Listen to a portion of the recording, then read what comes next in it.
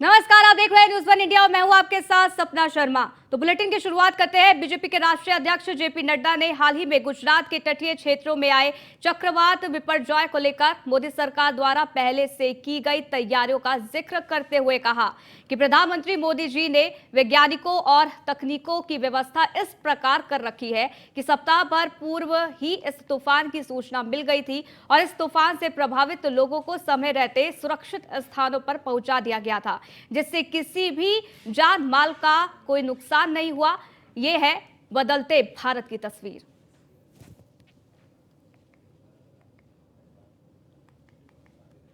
वहीं केंद्रीय गृह मंत्री अमित शाह पहुंचे गुजरात। बिपरजॉय चक्रवात से हुए नुकसान का उन्होंने जायजा लिया है।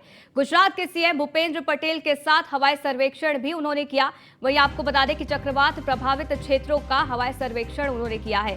कटरा, मांडवी और गुजरात के ग्रामीणों से उन्होंने बातचीत भी की। प्रभावित लोगों से राहत शिविरों में जाकर गृह मंत्री अमित शाह मिले हैं। किसानों से मिलकर फसलों की उन्होंने जानकारी ली।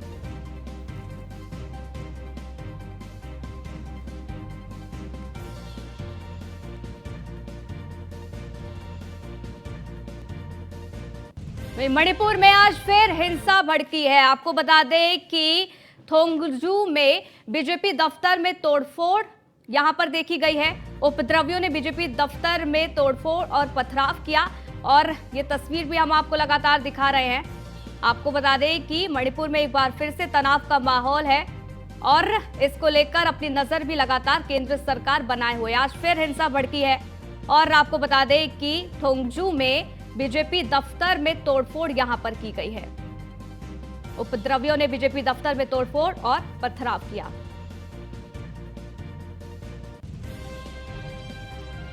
तो आगे बढ़ते हैं, जहां बीजेपी के राष्ट्रीय अध्यक्ष जेपी नड्डा ने संपर्क से समर्थन अभियान के तहत पूरे भारतवर्ष में 1000 उत्कृष्ट हस्तियों से मिलने के लिए अभियान चलाया हुआ है।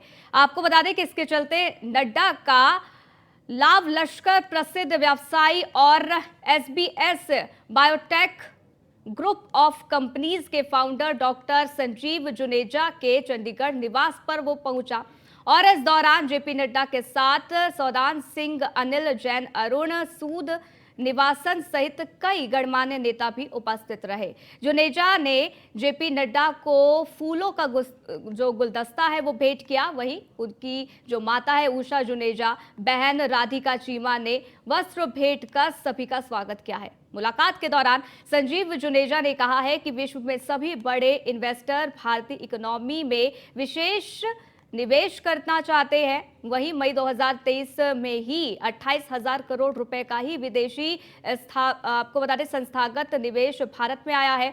उन्होंने ये भी कहा है कि मोदी जी का 10 ट्रिलियन का जीडीपी सपना समय सीमा से पहले ही पूरा होने के संकेत दिख रहे हैं। इस दौरान उन्होंने डॉक्टर जुनेजा के बच्चों और दिविता जुनेजा और दिवम जुनेजा से डिजिटल इंडिया के बारे में बातचीत भी की। दिविता जुनेजा और दिवम जुनेजा जो कि 2024 में लोकसभा के लिए पहली बार वोट करेंगे, जेपी नड्डा से मिलकर वो उत्साहित नजर आए। तो लखनऊ से खबर है, जहां लोकसभा चुनाव 2024 के लिए कांग्रेस ने अब तैयारियां शुरू कर दी है। आपको बता दें इसके लिए एक बड़ा प्लान बनाया गया है। दलित पिछड़ों के सहारे जीत हासिल करने की यहां पर कांग्रेस की तरफ से कोशिश की जाएगी। जातीय जनगणना से सियासी जमीन को मजबूत करेगी कांग्रेस। वहीं जातीय जनगणना कराओ, आरक्षण बढ़ाओ सम्मेलन का यहां पर आयोजन किया जाएगा। सम्मेलन के जरिए जातीय जनगणना पर जोर दिया जाएगा। जुलाई में सभी मंडलों में आयोजित किए जाएंगे सम्मेलन। वहीं आपको बता दें कि मथुरा में आज से ओबीसी आरक्षण बढ़ाओ सम्मेलन की शुरुआत। आपको बता दें 18 जून को कानपुर में ओबीसी आरक्षण बढ़ाओ सम्मेलन का आयोजन होगा और इस पर लगातार नजर बनी रहेगी। तो 2024 जिसको लेकर तैयारियों में अब कांग्रेस पूरी तरीके से जुटती नजर आ रही है। दिल्ली से खबर है, जहां सुप्रीम कोर्ट का ऐतिहासिक फैसला। आपको बता दें कि यात्री सामान की सुरक्षा रेलवे की सुविधाओं का हिस्सा नहीं, ये सुप्रीम कोर्ट की तरफ से कहा गया है। यात्री अपने सामान की सुरक्षा के लिए खुद जिम्मेदार है। ट्रेन यात्रा में चोरी होने पर रेलवे मुआवजा नहीं देगा, ये सुप्रीम कोर्ट की तरफ से बड़ा फैसला आया है। आपको बता दें कि सुप्रीम कोर्ट ने यह कहा है कि सवारी अपने सामान की खुद जिम्मेदार है।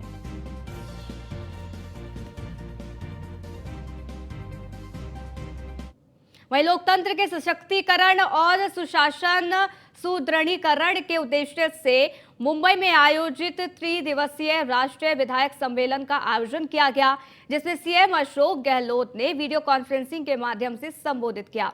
इस कार्यक्रम में विधानसभा की परंपराओं, नियम और जनहित के महत्वपूर्ण मुद्दों पर विमर्श हुआ।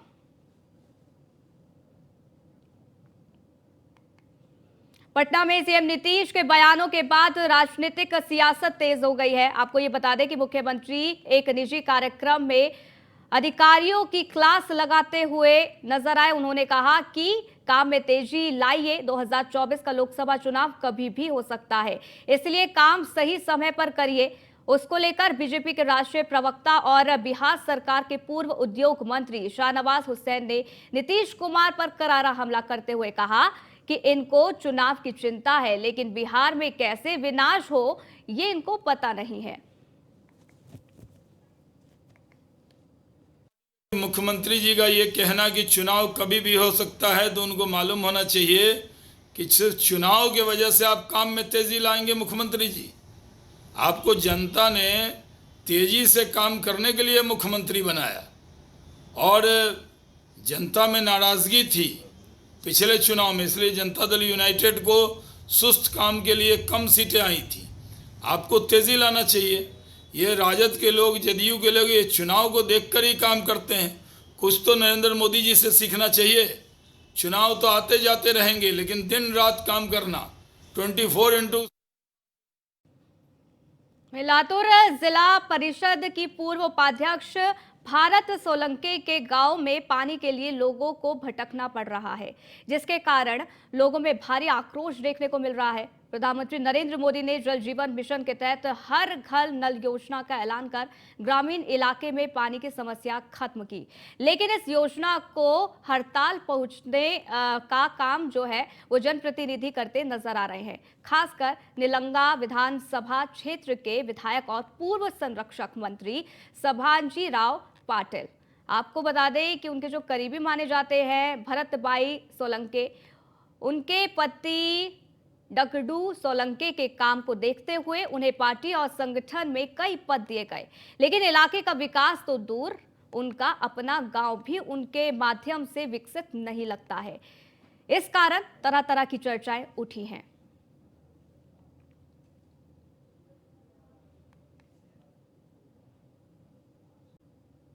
वहीं सीएम एकनाथ शिंदे की तस्वीर को आदि पुरुष के एक वानर कैरेक्टर के साथ दिखाने वाले जो ट्वीट है वो अब जमकर वायरल हो रहा है। इस ट्वीट में लिखा गया है, पता नहीं था कि एकनाथ शिंदे आदि पुरुष में है। अभिनेता प्रभास और अभिनेत्री कृति सेनन की भूमिका से सजी और ओम राउत के निर्देश में बनी आदि पुरुष फिल्म सिनेमा घरों में प्रदर्शित हो चुकी है और इस फिल्म को किरदारों को लेकर सैकड़ों मीम्स शेयर किए जा रहे हैं। कई लोग फिल्म में किरदारों को पेश किए जाने के ढंग से नाराज हैं और वह अपनी नाराजगी इसी तरह निकाल रहे हैं। लेकिन सोशल मीडिया पोस्ट की इसी भीड़ में अभय नाम के एक युवक का एक पोस्ट ऐसा भी वायरल हो रहा है जिसमें महाराष्ट्र के मुख्यमंत्री का चेहरा हनुमान से मिलते जुलते कैरेक्टर से कंपेयर किया गया है। थाने पुलिस को जैसे ही इस ट्वीट के बारे में खबर मिली, वह हरकत में आ गई।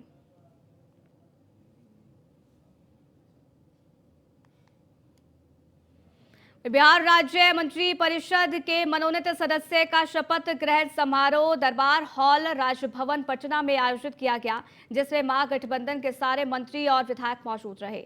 बताते चले कि बिहार में मंत्री पद खाली थे और आए दिन जिस प्रकार मंत्री अपने पद को, आपको बता दें कि इस्तीफा दे रहे हैं, नए लोगों को मंत्रियों को शपथ ग्रहण कराया जा रहा है।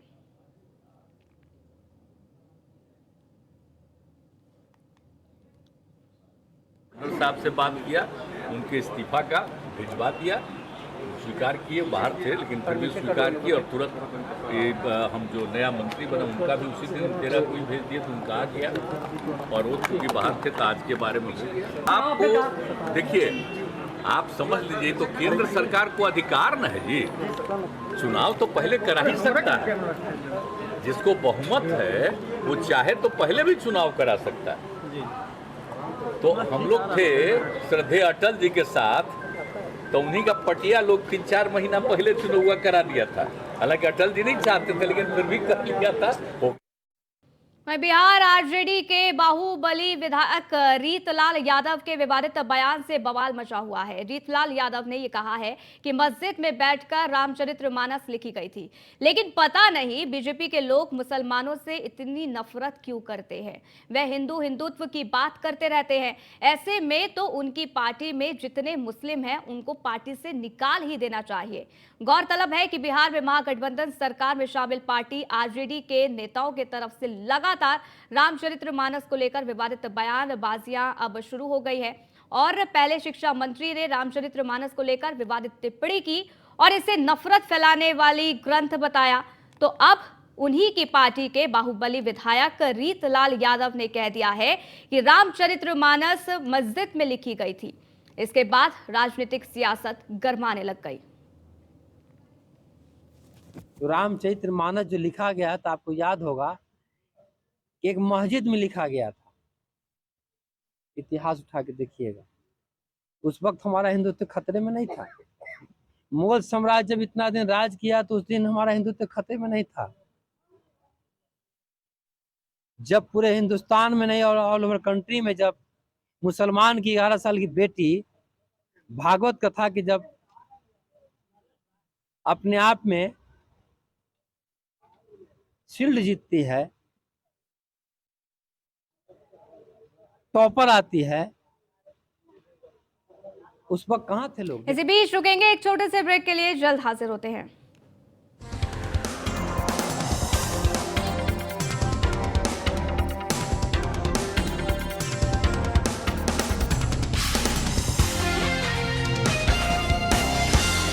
गोल्डी हिंग का तड़का लगे तो सभी दबा के खाते हैं। गोल्डी हिंग, कण कण में जान।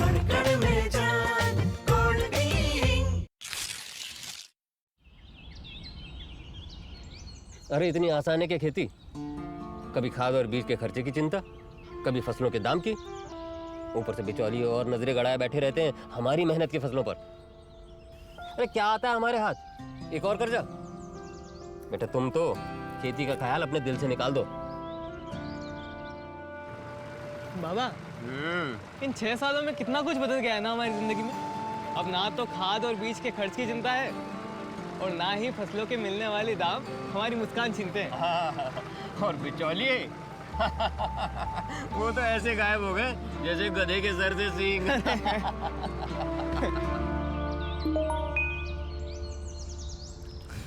ये लो बाबूजी, गन्ने के पैसे आ गए खाते में। अच्छा हाँ, चल चल। सुशासन, विकास, रोजगार, डबल इंजन की सरकार।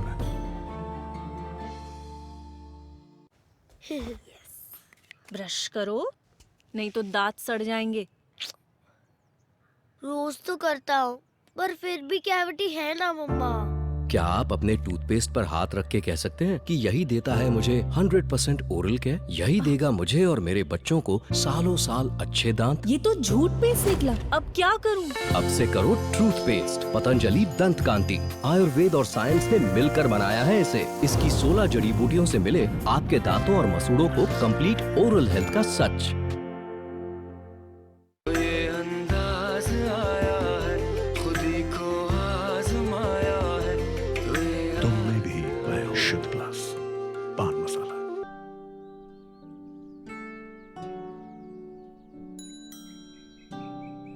जी, ये चिट्ठी है बेटा आपकी। भैया चिट्ठी आई है आपकी।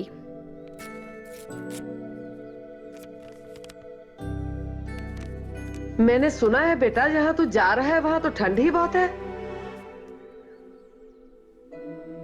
क्या हुआ बेटा? है बेटा? पंजाब सरकार की चिट्ठी है मम्मी। मेरी नौकरी लग गई, सरकारी नौकरी लग गई मम्मी।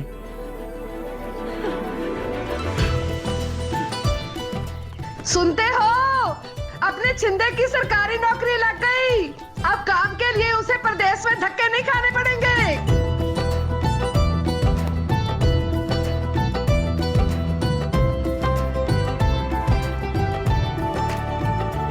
पिछले एक साल में मुख्यमंत्री भगवंत मान पंजाब की तरक्की के लिए देश विदेश से 48,000 करोड़ का निवेश लेकर आए हैं। साथ ही साथ हमारे पंजाब के 29,000 से भी ज्यादा युवाओं को पक्की सरकारी नौकरी का तोहफा दिया है। पंजाब के युवाओं के लिए अब प्राइवेट सेक्टर में 2,77,000 नौकरियां खुल गई हैं। अब पंजाब के युवाओं की तरक्की हुई एकदम पक्की।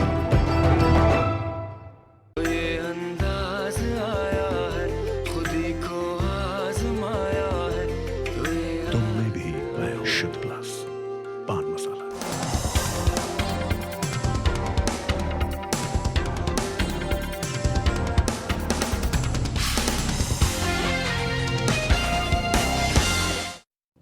ब्रेक के बाद आपका स्वागत है। आगे बढ़ते हैं।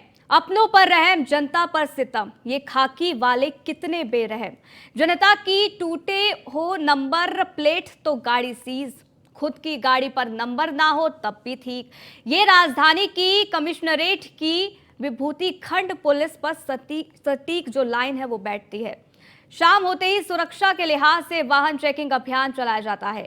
ये अच्छी ही है, लेकिन विभूति खंड थाने के सहारा चौकी इंचार्ज राहुल बालियान जनता पर चेकिंग के नाम पर जुल्म ढा रहे हैं। ऐसा हम इसलिए कह रहे हैं क्योंकि जनता की टूटी हुई जो नंबर प्लेट है उस पर चालान की जगह गाड़ी सीज की कार्रवाई कर रहे हैं, जबकि थाना विभूति खंड में तैनात इंस्पेक्टर चौकी इंचार्ज और सिपाहियों की गाड़ियों पर हाईटेक नंबर प्लेट की जगह बड़ा बड़ा पुलिस लिखा हुआ है। अब ये रिपोर्ट देखिए।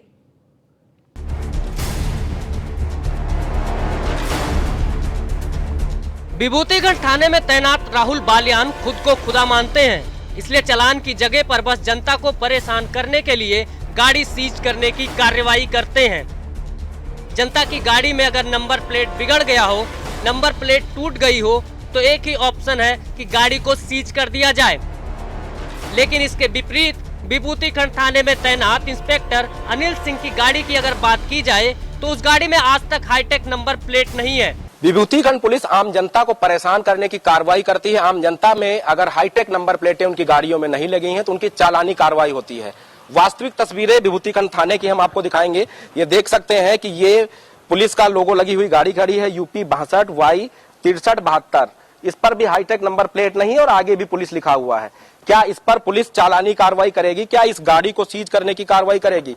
इसके ठीक आगे एक और गाड़ी खड़ी है, हालांकि वो उस पर पुलिस का लोगो नहीं है। आगे हम आपको तस्वीरें दिखाएंगे कि बहुत सारी ऐसी दर्जनों गाड़ियां खड़ी हैं जिस पर पुलिस का लोगो बना हुआ है लेकिन हाईटेक नंबर प्लेट नहीं है। लेकिन क्या इंस्पेक्टर विभूतिखंड या इंस्पेक्टर इस पूरे प्रकरण पर कोई कार्रवाई करेंगे? ये देख सकते हैं कि इस पर भी पुलिस लिखा हुआ है और इसके पीछे आगे की नंबर प्लेट पूरी तरीके से नियम विरुद्ध है। और पीछे की तस्वीरें दिखाएं तो यूपी 46 C 6050 नंबर है इसका, ये भी नियम के खिलाफ जा रही है। क्या इसको सीजर की कार्रवाई विभूतिखंड पुलिस करेगी? दूसरी बाइक ये है यूपी 32 GF 5320, ये भी इस पर भी पुलिस का लोगो लगा हुआ है और ये विभूतिखंड थाने के अंदर खड़ी है।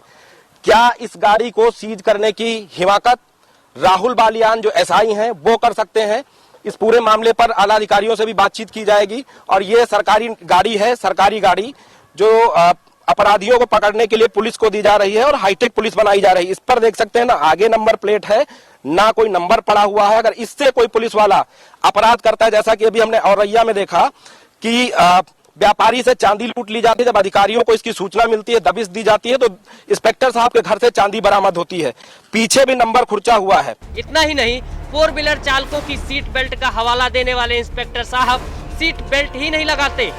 ये एक कार खड़ी हुई है, इस पर भी पुलिस का लोगो लगा हुआ है, यूपी 78 DD 4689, ये भी पुलिस की गाड़ी बताई जा रही है, किसी SI साहब की ये गाड़ी है। इस पर भी यातायात पुलिस और अगर हम बात करें RTO ऑफिस के तो उनका भी पालन नहीं होता। आगे बुलेट खड़ी हुई है, उस पर भी पुलिस लिखा हुआ है, नंबर है यूपी 51 AK 9862। ऐसी दर्जनों गाड़ियां खड़ी हुई हैं जिस पर जो है हाई सिक्योरिटी नहीं है। यातायात नियमों का पालन करने वाले जितने भी कानून बनाए गए हैं उसकी धज्जियां खुद विभूतिखंड पुलिस उड़ा रही है। लेकिन अगर आम जनता की बात की जाए तो आम जनता को परेशान करने का काम यहाँ के इंस्पेक्टर अनिल सिंह और SI राहुल बालियान करते हैं। थाने में तैनात SI और सिपाहियों से जब इस बाबत पर सवाल किया गया तो कोई भी पुलिसकर्मी अपनी तैनाती का जिक्र नहीं किया। बताते चले कि थाने में इस्तेमाल की जा रही अधिकांश गाड़ियां यातायात नियमों का पालन ही नहीं करती हैं। किसी गाड़ी पर तो नंबर ही नहीं है, नंबर के एवज में बड़ा बड़ा पुलिस लिखा हुआ है। ऐसे में लखनऊ पुलिस कमिश्नरेट पर बड़ा प्रश्न चिन्ह खड़ा हो रहा है कि क्या विभूति खंड पुलिस इस रवैये से जनता को यातायात नियमों के बारे में समझाएगी। साथ ही ये भी सवाल जन्म ले रहा है कि जिस तरह आम लोगों पर ताबड़तोड़ कार्रवाई की जा रही है, क्या इस तरह से यातायात नियम तोड़ने वाले पुलिस कर्मियों के खिलाफ भी कार्रवाई होगी। क्या राजधानी लखनऊ के पुलिस कमिश्नर जनता को प्रताड़ित करने वाले पुलिस कर्मियों पर कार्रवाई करने की हिमाकत करेंगे। सीज करके लाए उस गाड़ी को। सीज आइए आप मेरे साथ, गाड़ी सीज कर रहे हैं भाई साहब। आपके थाने की गाड़ियां दिखा रहा हूं जो हाई सिक्योरिटी नंबर प्लेट का पालन नहीं करती हैं। ये पुलिस का लोगो लगा है, इसको आप कब सीज करेंगे? इस चीज की जानकारी अधिकारी से बात करिए। अधिकारी आप गाड़ी सीज करके ला रहे हैं, आप भी उसी अभियान में है। देख आगे और भी गाड़ियां दिखाते हैं, आइए आइए दिखाते हैं। ये है गाड़ी, अभी इनका कहना है कि गाड़ी सीज करके ला रहे हैं।